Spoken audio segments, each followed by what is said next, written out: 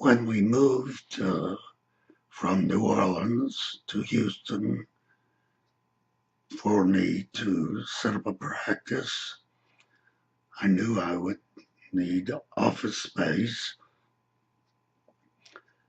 but I soon found out that the situation for space was very bad. It seemed that most doctors, particularly those in specialties, wanted to be in the medical center, but there was only one professional building, the Herman Professional Building, and it was full, and there was a long waiting list. I found space in the area near the old Methodist Hospital in Midtown, but soon Methodist moved into the medical center, leaving me uh, a long distance for a place to put my patients, where I had to move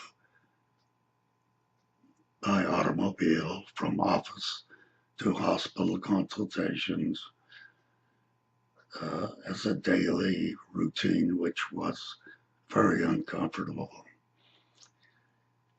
After a couple of months, my nurse announced to me, Dr. Jackson, I'm sorry to tell you this, but I'm going to leave Houston to join my husband in Fort Worth, Texas, and I have to leave this weekend.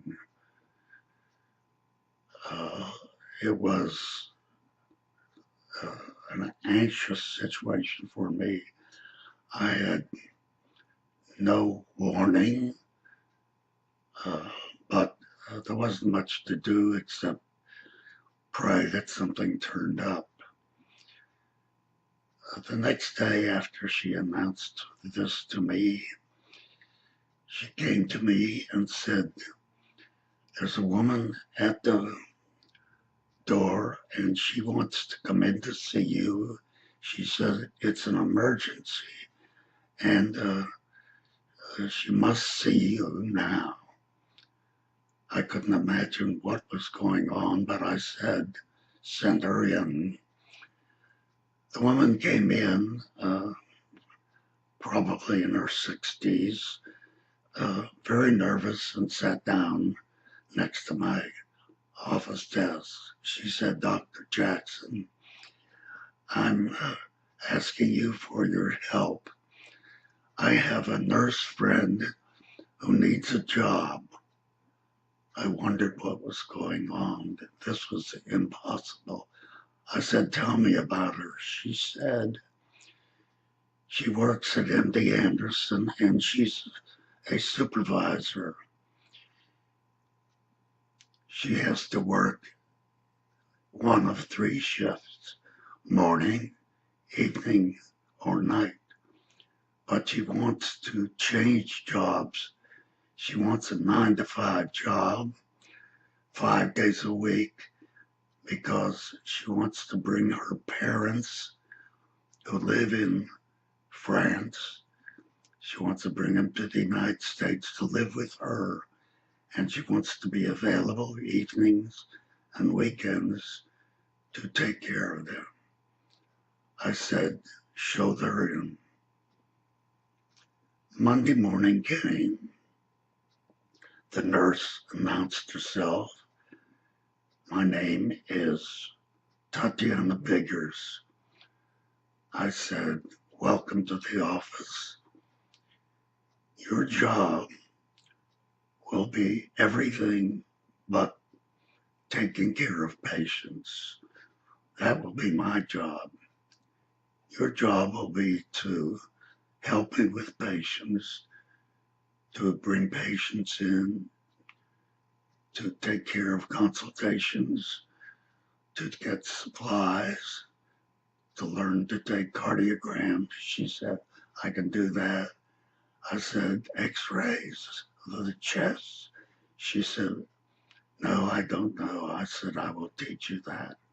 And so it was arranged. The first noon, I went to make noon rounds at the Methodist Hospital. When I come back, she was typing up a list of things to take care of. When she finished that, she applied lotions to her hand and began reading a book of French poetry. Apparently, she familiarized herself with everything and knew what to expect. She worked out extremely well. She was faithful. I think she was ill 1 or 2 days in the entire time she worked for me. First, she was office nurse and helped me as well. As my practice grew, she knew my routine, and we worked as a team. When Ed Ory came back and moved in with me, she helped him. Then as he got busy, he hired a nurse for himself. Our space was not good enough as we grew in our practice, so we moved to Medical Towers. There,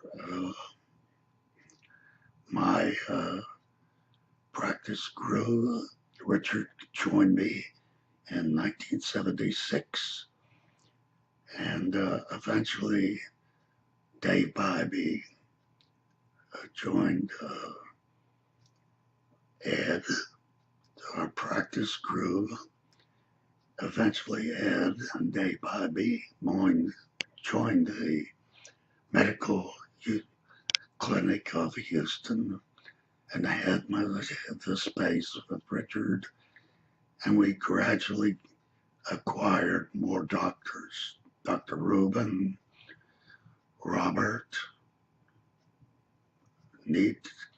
Stuart Neatfield, and so on.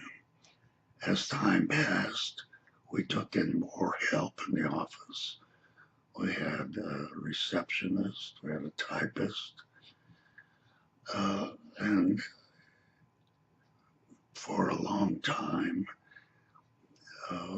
we had a reputation as the finest group of internists in the medical center. And Tatiana grew from an office nurse to office manager. And finally, after 32 years in the office, she felt it was time to retire. But I want to tell you the background of Tatiana, which I learned piece by piece during that long period with me. Her parents lived in Russia and were friendly with the Tsar and the Tsar's family. So they attended occasions with the Tsar's family and balls of dancing and large groups, dinners, and so they lived in an unusually fine, highly desirable world. Then the Bolsheviks moved in and they escaped to France. And during their travels somewhere between Russia and Lyon, France, Tatiana was born. She grew up in Lyon, which was a center of culture such as opera, ballet, dancing. Every young girl learned her to embroider, knit. She went to nursing school and worked eventually to the point where she had a job as scrub nurse with a highly uh, skilled vascular surgeon. Uh, when the World War II began, she joined the resistance, was abused by the Nazis, and had difficulty finding good food, of course, and found herself digging for acorns, digging for truffles, and growing turnips or whatever kind of vegetables she could uh, get a hold of. She, at the end of the war, she married a GI by the name of Biggers, and they moved to America, to Archer City, Texas, which was the setting for the movie The Last Picture Show. Somehow that marriage did not last, and Tatiana moved to Houston, where she went to work at MD Anderson. She was in much demand because she spoke Russian and she spoke French, and so she was valuable because she could talk to visitors from afar. She could translate. She could write letters for them, and that continued when she came to work for me. At one time, the president of Senegal in Africa, who was traveling throughout the United States, came to Houston with his uh, assistant from the United Nations, who was very uncomfortable because he couldn't talk uh, to his uh, visitor because he was not very skilled in French. So I invited uh, the president of Senegal to come to the house.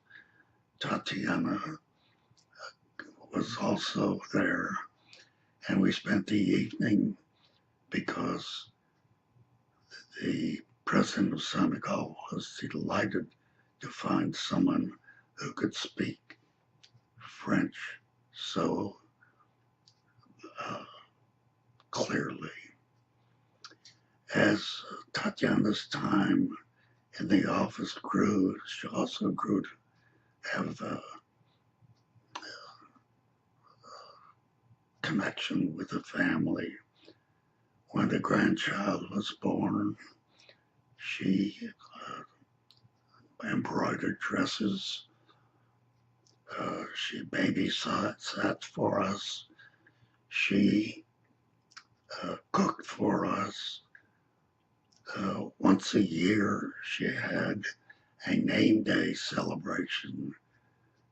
It's not, it's a kind of birthday, but she celebrates the Saints' Day. So Saint Tatiana was a day when she prepared food and invited friends and invited Yvette and me.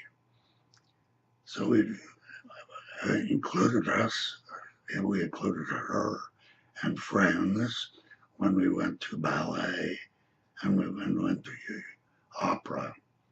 So you can see her long period of time with us was a happy one for her and one that we enjoyed as well.